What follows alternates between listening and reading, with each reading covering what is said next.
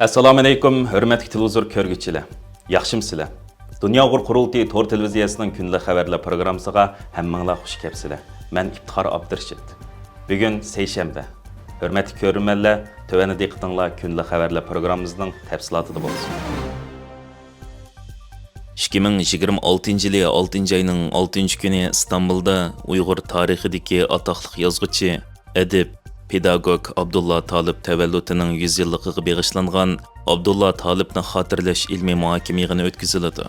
Mazkur muhokama yig'ini Kanadadagi Uyg'ur korxonachi, shoir va faoliyatchi, Dünya Uyghur Qurultiyi Nashriyat Markazining mudiri To'yg'un Abdualining tashabbusi bilan Dünya Uyghur Qurultiyi, Dünya Uyghur Yazg'uvchilar uyushmasi, Uyg'ur Akademiyasi, Uyg'ur Project Fondi, Kanada Sharq Turkiston jamiyati qatorliq o'rinlar birga tashkillagan bo'lib, mazkur muhokama yig'inida marhum Abdullah Talibning asarlari haqidagi tadqiqot maqollari o'qilib, uning asarlarining bugungi kundagi real qiymati haqida muhokama olib berildi. Abdullah Talib Efendi 1926 yılı Sharq Turkistonning Aqsu viloyati Kalpin noyisida o'qimishli oilada tug'ilgan.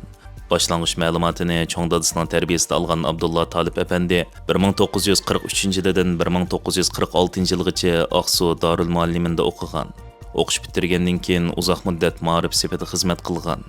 1955 yildan 1956 yilgacha Beijing Pedagog universitetida bilim oshirgandan keyin atalmish Xinjiang ma'rif nashriyati va ma'rif tadqiqot o'rni qatorliq yerlarda adabiy ijodiyat bilan shug'ullangan.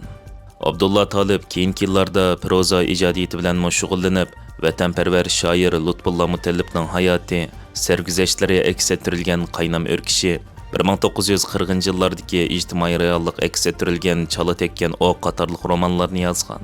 Uning hozirgacha nashr qilingan adabiy asarlari Qaynam o'rkishi, Chala tekkan o'q, Egarlik at, Yillar va aqida, Onyurt so'ygisi, Lali Qurban, Jüp heykel qatorliq obid xarakterlik roman va povestlari, she'rlar to'plamlari bor. Bo'libmi Chala tekkan o'q va Qaynam o'rkishi kitoblari Uyg'ur romanchiligida xalqimizga o'zining yaqinqi zamon tarixi va shu davrlardagi tarixiy arx ko'rinishni yoritib bergan. Marhum Abdullah Talibning asarlari o'zining yaqinqi zamon tarixiga ishtiyoq bog'lagan o'qirmanlarning so'yib o'qiydigan kitoblarga aylangan edi. Bu vaqtda To'yg'un Abduali Efendi kitobxomar xalqimiz 80 yillarda Uyg'ur xalqi Xitoyning Suvoyida Qizlar vaqt kuchish qatorliq romanlarini o'qib yurganda Uyg'ur tarixiga munosabatli tunji romanlarini ro'yobga chiqarib, nurg'un yoshlarimizning bundan ulgilib Xitoy mustamlikasiga qarshi tashkilotlanishga turtki bo'lganligini misol elib, bu vaqtdagi tafsilotlarni o'rtoqlashib mundoq deydi. Mashhur yozuvchi, pedagog, shoir, adib Abdullah Talibning tug'ilganligining 100 yilligini xotirlash faoliyatini o'tkazish uchun zo'r tayyorlikda bo'lib o'tamiz. Hamda Abdullah Talib kim? Abdullah Talibning tug'ilganligining 100 yilligini o'tkazish shundoq muhimmi degan gaplarmi bo'layotgan ekan. Muhim, chunki biz Xitoy yozuvchilarininki suv bo'yida Qizlar vaqti kuchish, Xushpodshohlik haqida qissa, G'arb sayohat degandek kitoblarni o'qib yurgan vaqtlarimizda dastlabda Uyg'ur romanchiligida 1951 yillarda Qalliq yer e'lon qilingan bo'lsa, aradan 30 yildan keyin Qayim Turdining Kurashchi yillar degan bir romani chiqdi. Aradan Abdullah Talibning Qaynab o'tkishi degan roman chiqdi. Ya'ni Uyg'ur romanchiligida haqiqiy eng esil yozilgan, ta'sir qo'zg'agan birinchi roman Qaynam o'rkishi desak bo'ladi. Qaynam o'rkishi chiqqandan keyin vatan ichida nihoyatda zo'r ta'sir qo'zg'adi. Sababi ikkinchi qatimliq Cumhuriyetimiz qurilib, 3 viloyatni qo'lga elib, Urumchiga qarab manganda Lutfullah Mutallib qatorliq bir yoshlar Aqsuga kelib, Aqsuda Xushbullah ittifoqi degan bir tashkilotni qurib, yarasi tashkilotni. Shu yerdagi keng xalq ommasini uyg'otishga tirishdi. Aqsu gazeti orqali. Aqsu gazetining Janub Shamali degan betida har haftada eng eski nadir asarlarni e'lon qilib Lutfullah. Bu ideyalarni Abdullah Talibning qalamida yuritib berdi. Shuning bilan tushkunlashayotgan Uyg'urlar qaytadan jonlanib, uyg'onishga va nurg'ulg'an yarasi tashkilotlar qurilib ketdi. Oş Qaynam Örkeşi romanını okuğandan keyin.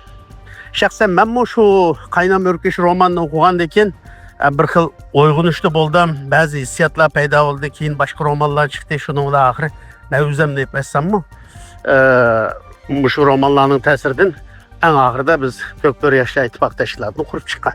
Demak, asli so'zga kelsak, Qaynam Örkeşi'ninki chiqishi va Lutfullahninki ro'yining qayta javlan qilishi bilan butun Uygurlar arasında uyg'unish ve bazı san'at ömeklerdi. Lutfullah Mutallib dramasi o'rinlash dolquni ko'tarildi. Ondan keyin ulaplan bu Abdullah Talibning ikkinchi romani Chala tekkan o'q, uchinchi romani Egarlik at. Bu romanlar chiqishga boshladi. Ondan keyin Lala Qurban degan romani ahahidin bu romanlar.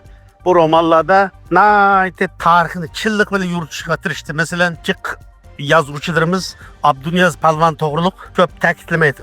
Ama Abdullah Talib, Abduniyaz Palvon to'g'riliq nayti tafsil yazgan Egarlik atda bor.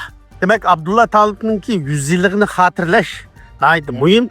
Şuna Dünya Uygur Qurultayı Neşriyat Komiteti tarafidan ve Qurultayning bazı rahbarlarininki qo'llashi tufaylidan shundaqla Uygur Akademiyasi, Dünya Uygur Yazuvchilar Uyushmasi, Uygur Project Fondi, Kanada Sharq Turkiston Jamiyatilarning iqtisodiy ve maddi manevi yardımı bilen, shundaqla bazı shaxslarning yardımı bilen biz Abdullah Talib'ning tug'ilganligining 100 yilligini qilmoqchi. Bu faaliyetke Amerikadan tarixshunos doktor Nebijan Tursun'u kelib leksiya bermoqchi.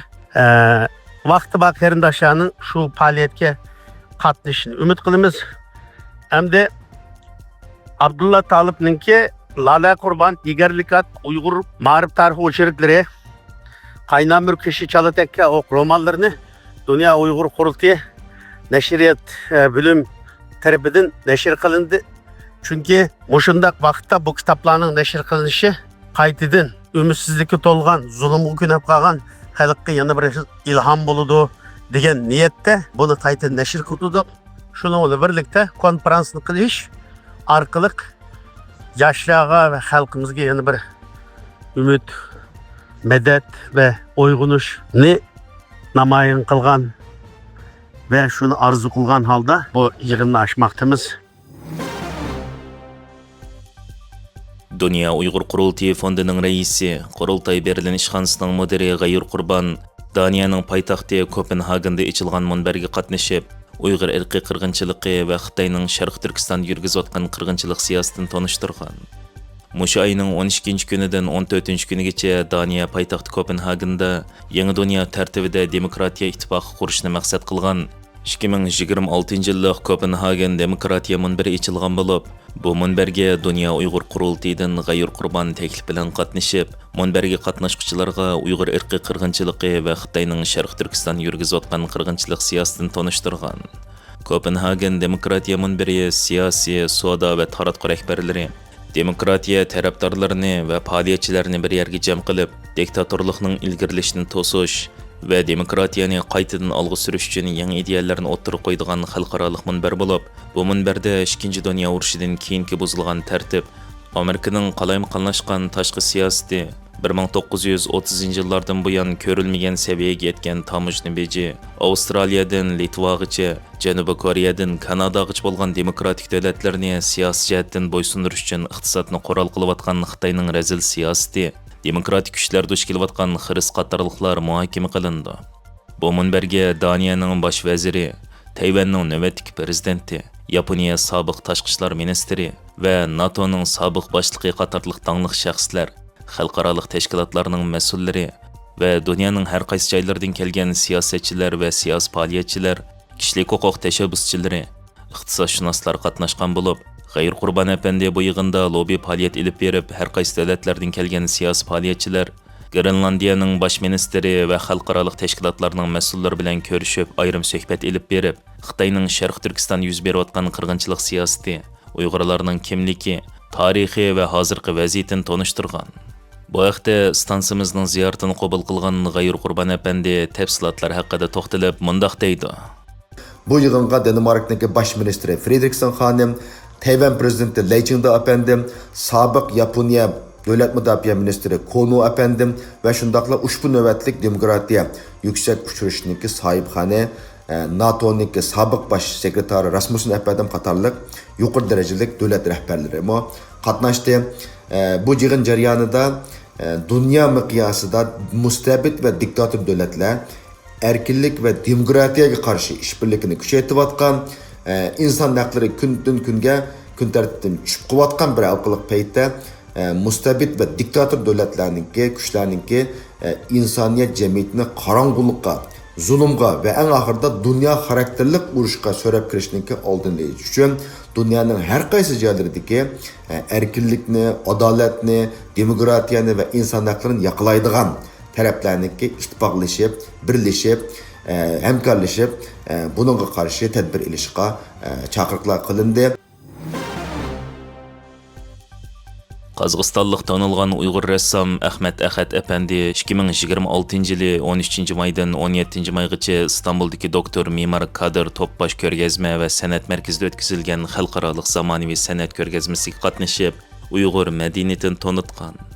Rəssam Ahmet Ahad Uyg'ur madaniyati, tarixi, turmushi ve qadimiy shahar binokorligi aks ettirilgan ve abstrakt eserleri bilan dunyoning ko'plagan davlatlarida ko'rgazma ochgan ve xalqarалық ko'rgazmalarga qatnashib, Uyg'ur madaniyatini tanishtirib kelayotgan bo'lib, bu qatim Turkiyada yaqinqi yillardan buyon o'tkazilib kelayotgan eng muhim xalqarалық zamonaviy san'at faoliyatlarining biri deb qaralgan.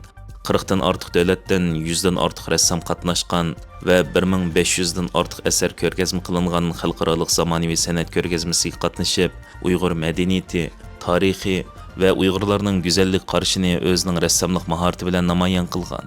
Ahmet Ahadning o'zguch uslubi bu ko'rgazmaga kelganlarning alohida diqqatini tortgan. Ko'rgazma jarayonida Dünya Uyg'ur qurultayining muavin raisi Abdurashid Abdulhamid, Dünya Uyg'ur qurultayi vaqfisining raisi ve qurultayning bayonotchisi Professor Dr. Erkin Ahmed, qurultay vaqfisining idora hay'at a'zosi Mamtili Hafiz, Ali Akbar Nurluq ve Sharq Turkiston vaqfisining sobiq raisi Hamidxon Göktürklar Ahmet Ahadning ko'rgazma o'rnini ziyorat qilib, Uyg'ur madaniyatining xalqarada tanishtirilishi uchun qo'shgan to'kpillar uchun minnatdorligini bildirishgan. Ahmet Ahad apandi Abdurashid Abdulhamidga o'zining asarlari to'plangan rasm katalogini taqdim qilgan. Hürmetli ko'rurmanlar, yuqorida diqqatingizga kunlik xabarlar programmamizning tafsilotini sundik. Kelar qatimliq sonimizgacha ko'rishgacha omon bo'lgaysizlar. Stansimizning YouTube kanaliga a'zo bo'lishni unutmang. Xayr xo'sh.